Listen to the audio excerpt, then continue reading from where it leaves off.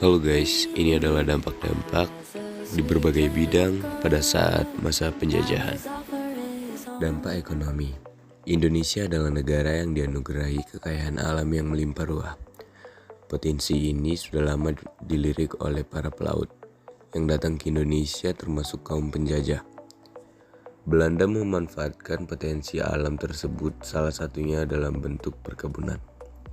Kehadiran Belanda di Nusantara dimulai dengan pembentukan VOC yang dalam pengembangannya berhasil mengembangkan usaha berupa perkebunan komunitas baru yang dianggap memiliki prospek yang bagus, diantaranya kopi dan tebu.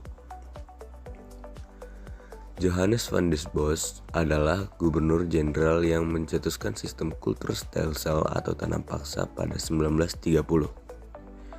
Petani diwajibkan untuk menanam komoditas yang sesuai permintaan pemerintah ditanam milik mereka sendiri, diantaranya kopi, tembakau, tebu, teh, lada, kayu manis, dan kiana. Di samping memiliki dampak yang sangat memberatkan rakyat Indonesia, sistem tanam paksa nyatanya memiliki dampak positif terhadap perkembangan aspek perkebunan di Indonesia. Antara lainnya adalah: yang pertama, beberapa komoditas ekspor diperkenalkan dengan mengalami perluasan, yakni kopi, teh, kayu manis, dan lada yang ditanam di tanah hak milik rakyat. Yang kedua, jumlah produksi dan ekspor tanaman perkebunan semakin meningkat.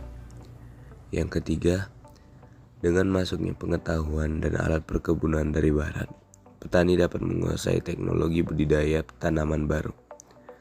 Dan yang terakhir, setelah sebelumnya menanam dan menjual hasil perkebunan dengan cara konvensional, dengan sistem ini masyarakat dapat mengenal sistem perkebunan yang lebih komersial.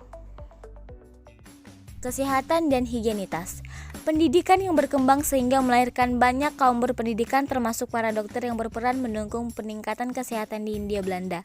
Meski pada awalnya pelayanan kesehatan kolonial di awal abad ke-20 memang sangat diskriminatif karena hanya sebagian kecil dari rakyat pribumi yang memperoleh akses pelayanan kesehatan ini. Kampanye politik etis mendorong pemerintah Belanda untuk membalas budi kepada Hindia Belanda dan banyak hal yang telah dihasilkan demi mendukung kerajaan Belanda. Salah satu cara untuk membalas budi pada Hindia Belanda adalah dengan memberikan pelayanan kesehatan untuk masyarakat luas. Dampak kesehatan kolonial pada abad ke-20 sangat diskriminatif. Sekarang masyarakat pribumi sudah mendapatkan akses pelayanan kesehatan. Dampak sosial dan budaya. Sebelum memasuki masa politik etis pada awal abad ke-20, perkembangan pendidikan, ilmu pengetahuan, dan teknologi memang berdampak kecil bagi masyarakat pribumi, karena tidak semua lapisan masyarakat dapat mempelajarinya.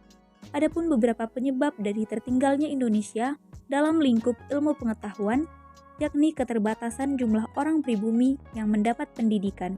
Rakyat Indonesia jarang terlibat langsung dalam pengembangan iptek, minimnya industrialisasi, kurangnya inovasi yang berarti dalam masyarakat Indonesia sendiri. Ilmu pengetahuan tersebut berasal dari negara Eropa yang kemudian pemerintah kolonial menanamkan iptek melalui pendidikan baik di sekolah-sekolah maupun dengan cara menggunakan secara langsung kepada masyarakat di Hindia Belanda. Pasca kemerdekaan Indonesia, perkembangan iptek berkembang pesat.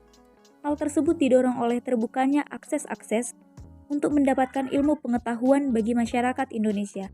Mereka mempelajari sedikit demi sedikit di sekolah yang telah dibuka untuk semua kalangan masyarakat. Jejak iptek di Indonesia yang didapatkan dari masa kolonial memudahkan masyarakat dalam melakukan aktivitas sehari-hari. Sebut saja transportasi darat seperti kereta api yang telah dikenalkan pemerintah kolonial pada abad ke-19.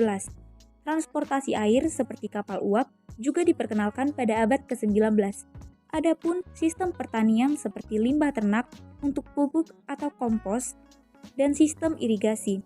Dalam bidang komunikasi, masyarakat Indonesia diperkenalkan dengan radio, televisi, dan telepon. Lalu yang keempat, mobilitas sosial. Pada masa kolonial Belanda, mobilitas sosial atau perpindahan penduduk dari satu daerah ke daerah lainnya berjalan sangat cepat. Beberapa hal yang membuat percepatan mobilitas sosial ialah: 1. Pembangunan sarana dan jaringan infrastruktur.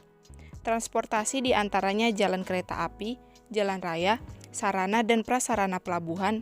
Hal ini bertujuan untuk menunjang kegiatan pengangkutan barang serta tenaga kerja perkebunan dari satu tempat ke tempat yang lain. 2. Dibukanya lahan pertanian dan perkebunan, memunculkan kota-kota baru sebagai dampak munculnya perkebunan, seperti Batavia, Banten, Bandung, Sukabumi, Tuban, Gresik, Semarang, Surabaya, hingga Malang. Dampak politik. Memasuki abad ke-20, Belanda menerapkan kebijakan politik etis atau politik balas budi pada 1901 untuk memperbaiki pendidikan di Indonesia. Inilah yang kemudian melahirkan golongan cendekiawan untuk melawan penjajah. Bangsa Indonesia menyadari bahwa rakyat harus bersatu untuk perjuangan yang bersifat nasional. Inilah yang dikenal sebagai masa pergerakan nasional. Faktor lain yang ikut mempengaruhi lahirnya pergerakan nasional yakni Florat atau Lembaga Perwakilan Hindia Belanda yang berdiri pada 1918. Flora telah mempertemukan elit bumi putera dari berbagai daerah dan suku bangsa dan membuat tubuh perasaan senasib dan seluruh tentang lingkungan di kalangan kaum bumi putera, sekaligus kesadaran bahwa pada dasarnya sama nasionalisme telah membentuk perjuangan-perjuangan di bawah pimpinan cendekiawan dan melahirkan organisasi-organisasi di kalangan pribumi.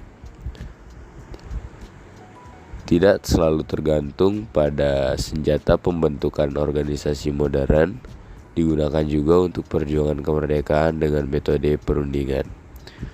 Adapun beberapa organisasi yang muncul pada masa pergerakan nasional, yakni 1908 Budi Utomo, tahun 1911, Dagang Islam, dan Disce Partij tahun 1912.